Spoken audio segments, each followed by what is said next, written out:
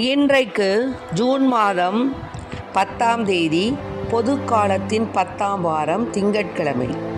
இன்று தேவன் நமக்கு தரும் ஜீவ நீரூற்றான இறை வார்த்தைகள் திருப்பாடல் 121, இறை வார்த்தைகள் 1-8 முடிய.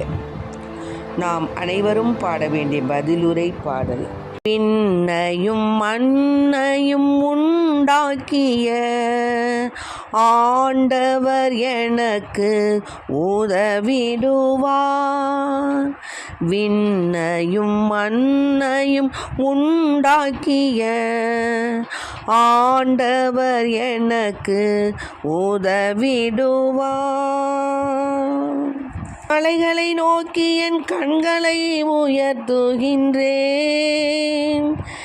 எங்கிருந்து எனக்கு உதவி வரும்? விண்ணையும் மண்ணையும் உண்டாக்கிய ஆண்டவரிடமிருந்தே எனக்கு உதவி வரும். விண்ணையும் மண்ணையும் உண்டாக்கிய ஆண்டவரிடமிருந்தே எனக்கு உதவி வரும். விண்ணையும் மண்ணையும் உண்டாக்கிய ஆண்டவர் எனக்கு உதவிடுவார்.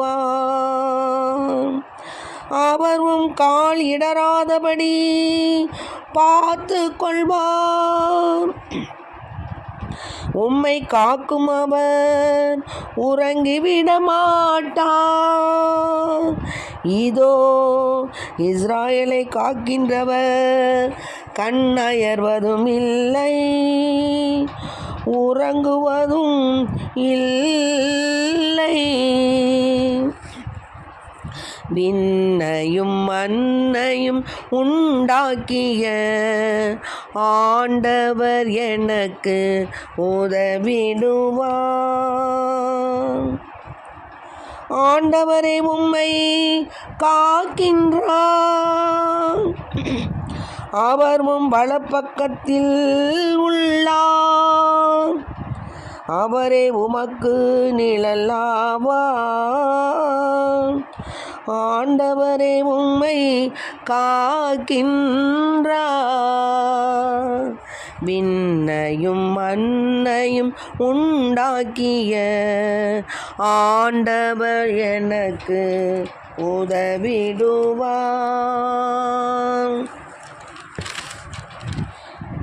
பகலில் கதிரவன் உம்மை தாக்காது, இரவில் நிலாவும் உம்மை தீண்டாது. ஆண்டவர் உம்மை எல்லா தீமை நின்றும் பாதுகாப்பார். அவர் உம் உயிரை காத்திடுவார். விண்ணையும் மண்ணையும் உண்டாக்கிய ஆண்டவர் எனக்கு உதவிடுவார். நீர் போகும்போதும் உள்ளே வரும்போதும் இப்போதும் எப்போதும் ஆண்டவர் உம்மை காத்தருள்வார். பகலில் கதிரவன் உம்மை தாக்காது. ஆண்டவர் உம்மை எல்லா தீமை நின்றும் பாதுகாப்பார். அவர் உம் உயிரை காத்திடுவார். விண்ணையும் மண்ணையும் உண்டாக்கிய ஆண்டவர் எனக்கு உதவிடுவார். விண்ணையும் மண்ணையும் உண்டாக்கிய ஆண்டவர் எனக்கு உதவிடுவார். இன்றைக்கு நம் தேவன் தரும் ஜீவ நீரூற்றான இறை வார்த்தைகளை கேட்டோம். திருப்பாடல் 121. நமக்கு யார் உதவிடுவாங்க? விண்ணையும் மண்ணையும் படைத்த நம் ஆண்டவர் நமக்கு உதவி செய்வார். இந்த வார்த்தை மிக மிக அற்புதமான ஒரு ஆசீர்வாதமான வார்த்தை. திருப்பாடலில் 121 இத்தகைய வார்த்தை, அதாவது சீயோன் மலை திருப்பயண பாடல். நம்மை பாதுகாக்கக்கூடிய ஆண்டவர் அப்படிங்கிறத பற்றி இங்கே நம்ம பார்க்க போகிறோம். அதாவது மலைகளை நோக்கி என் கண்களை உயர்த்துகிறேன், எங்கிருந்து எனக்கு உதவி வரும் என்று நாம் பல வேளைகளில் நமது இக்கட்டான நேரத்தில், நம்ம துன்ப நேரத்தில், துயர நேரத்தில், நெருக்கடியான நேரத்தில் நாம் கண்களை உயர்த்தி ஆண்டவரை நோக்கி நம்ம பார்த்து கேட்குறோம். அப்படி இருக்கும் பொழுது நாம் ஆண்டவர் தான் நமக்கு உதவிடுவார் அப்படிங்கிறத நம்ம நிச்சயமாக உணரணும். அப்படி உணராமல் நம்முடைய நெருக்கடி நேரத்தில், நம்முடைய துன்ப நேரத்தில் நாம் பலர்கிட்ட போய் புலம்பி நம்மளுடைய துன்பத்தை எடுத்து கூறுவதனால எந்த ஒரு பயனும் கிடையாது. நாம் ஆண்டவரிடத்தில் கூறும் பொழுது அவர் தான் நம்மை காப்பாற்றுவார். ஏன்னா அவர் தான் நம்மளை உண்டாக்கினார், நாம் அவருடைய உரிமை சொத்து. ஆகவே அவரிடம் நாம் தஞ்சம் புகும் பொழுது தேவன் நம்மை நிச்சயமாக பாதுகாப்பார். ஆண்டவரிடமிருந்து தான் உனக்கு உதவி வரும். அவர் உன் கால் இடராதபடி பார்த்து கொள்வார். உம்மை காக்கும் அவர் உறங்கி விட மாட்டார். ஆமென். நம்மை காக்கக்கூடிய தேவனுக்கு உறக்கம் என்பது கிடையாது. எப்படின்னு கேட்டிங்கன்னா, இந்த 1 அரசர்கள் நூலில் பார்க்கும் பொழுது 17வது அதிகாரத்தில் பார்க்கும் பொழுது அந்த நாட்களில் 1 to 6 வரைக்கும் நம்ம பார்க்கும்போது அந்த நாட்களில் கிளையாத்தில் குடியிருந்த இந்த திஸ்பே ஊரை சார்ந்த எலியா ஆக்காப்பு அரசனிடம் வந்து என்ன சொல்கிறாருன்னா, இஸ்ராயல் கடவுள் மேலே ஆணையாக நான் சொல்கிறேன், நீ கேளு, என் வாக்கினால் அன்றி வரும் ஆண்டுகளில் பனியோ மழையோ பெய்யாதுன்னு சொல்கிறார். அப்புறம் சொல்லிட்டு ஆண்டவருடைய வாக்கு எலியாவுக்கு வந்தது. அதனால இங்கிருந்து ஓடிவிடு, கிழக்கு முகமாக போய் யோர்தானுக்கு அப்பால் உள்ள கெரித்து ஓடை அருகில் ஒளிந்துகொள் அப்படின்னு சொல்கிறார். ஆண்டவருடைய வாக்கு கிடைக்கிது. அந்த ஓடையில் நீ போய் தண்ணி குடிச்சுக்கோ, அங்கே உனக்கு உணவளிக்குமாறு காகங்களுக்கு கட்டளையிட்டிருக்கிறேன்னு சொன்னார். பாருங்க, எலியாவுக்கு ஆண்டவர் இந்த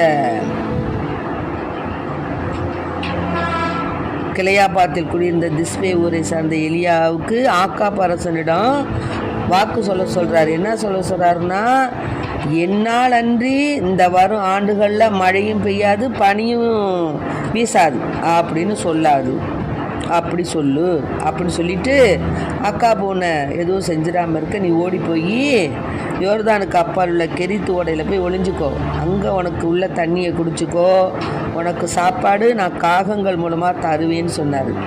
அதே மாதிரி காலையிலும் மாலையிலும் அப்பமும் இறைச்சியும் அவருக்கு கொண்டு வந்தது அந்த காக்கா. ஓடையில் அவர் தண்ணீர் குடித்து கூட பார்த்தீங்களா. ஆக தேவன் நம்மை போஷிப்பவர், நமக்கு உணவு கொடுப்பவர், உணவும் உடுக்க உடையும் தந்து நம்மை பாதுகாப்பவர். நம்முடைய வாழ்க்கையில் ஒவ்வொரு நாளும் நம்மை பலவிதமான ஆசீர்வாதங்களாக நிரப்பி கொண்டிருக்கிறார். நமக்கு இந்த ஆசீர்வாதங்கள் நமக்கு தெரியறதில்ல. நமக்கு வரக்கூடிய கஷ்டத்தை பற்றியே நம்ம நினச்சிக்கிட்டு இருக்கிறோம். ஆனால் அதை பற்றி நினைக்காது தேவன் நமக்கு செய்த நன்மைகளுக்கு நாம் நன்றி கூறணும். ஃபர்ஸ்ட் ஆஃப் ஆல் நம்ம முதல்ல என்ன செய்யணும், தேவனிடத்தில் நம்மளை அர்ப்பணிக்கணும். அர்ப்பணிப்பு 1. 2வது புகழ்பாக்கள், ஆண்டவரை புகழ்ந்து பாடணும். அடுத்தபடியாக மௌனம், அவர் என்ன சொல்கிறார் என்பதை புரிந்து கொண்டு அதற்கு ஏற்ப நம்மை மாற்றிக்கொள்ள வேண்டும். இந்த 3 மரியாளிடம் இருந்தது. அதனால தான் அம்மா பேறு பெற்றவளானால். ஒரு கன்னி, அந்த காலத்தில் கன்னி கருவுற்றாள் என்றால் கல்லால் அடித்து கொன்னுடுவாங்க. அப்படிப்பட்ட சூழ்நிலையில் அம்மா என்ன செய்கிறாங்க, கருவை ஏற்றுக்கொண்டு ஆகட்டும், முது சித்தத்தின்படி ஆகட்டும்னு பணிந்து போகிறாங்க. ஆக அப்போ அவங்களுக்கு எவ்வளவு மன தைரியம், ஒரு திடன் இருந்தால் அந்த மாதிரி ஏற்றுக்கொள்வாங்க. ஏன் ஏற்றுக்கொண்டாங்க? தேவனுடைய அசரீரி, அவருடைய குரல் நமக்கு கிடைத்தது. அவர் நம்மை தேர்ந்தெடுத்திருக்கிறார். ஆகவே அவர் நம்மை காப்பாற்றுவார். அந்த ஒரு நம்பிக்கை. அதே மாதிரி தான் ஆபிரகாம் தன் ஒரே மகனை பலியிட துணிந்தார். ஏன்னா அவரிடத்துல ஆண்டவர் சொன்ன வாக்கு, உன்னுடைய சந்ததியை விண்ணில் உள்ள நட்சத்திரங்களைப் போலவும் மண்ணில் உள்ள மணல் துகளைப் போலவும் பெருக்குவேன்னு சொன்னார். அப்போ அவர் பெருக்குவார் நிச்சயமா. அதே மாதிரி தான் யோபு வாழ்க்கையில் நமக்கு எவ்வளவோ ஆசீர்வாதமான ஒரு ரெட்டிப்பான ஆசீர்வாதத்தை கொடுத்துருக்காரு. அதெல்லாம் பிடுங்கினா என்ன, அப்படியே எரியும் தீ புண்ணு. பாருங்க, புண்ணு வந்தாலே தாங்க முடியாது, அது அப்படியே எரியும். அந்த எரியும் தீ புண்ணோடு அவர் அழகையானவன் சோதித்த போதிலும் கடவுளிடத்தில் வைத்திருந்த அந்த நம்பிக்கை அவருக்கு குன்றலை. அதனால அவர் ரெட்டிப்பான ஆசீர்வாதத்தை பெற்றார். பாருங்க யோபு. அது போலதான் நோவா. ஆண்டவருடைய வாக்கு கிடைச்ச உடனே ஒரு பெட்டகத்தை செஞ்சார். ஏன் என்னன்னு கேட்கல. அதில் எல்லா வகையான மிருகங்கள் பறவைகள் எல்லாத்தையும் ஜோடி ஜோடியாக சேர்த்துட்டு உன் பிள்ளைங்கள்லாம் சேர்த்துட்டு அடைச்சிரு கதவை அப்படின்னாரு. அதே மாதிரி அவர் அடைச்சாரு. மழை பெய்தது, 40 நாள் வெள்ளம் சூழ்ந்தது. அப்படிப்பட்ட நேரத்திலையும் உலகமே அழிந்த போதிலும் நோவா பெட்டகத்தில் நோவாவை காப்பாற்றினார். ஆகவே நாமும் நம்முடைய வாழ்க்கையில் எலியாவை போல, நோவா அவரை போல, யோபுவை போல, ஆபிரகாமை போல, அன்னை மரியாளை நாம் நம்முடைய முத்தாய்ப்பாக கொண்டு நமக்கு அவள்தான் ஒரு ஆசீர்வாதமான ஒரு நம்பிக்கை தரும் நட்சத்திரம்.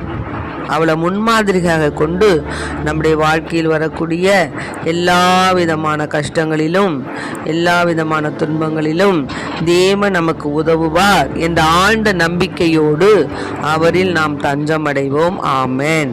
Praise the Lord. மரியே வாழ்க.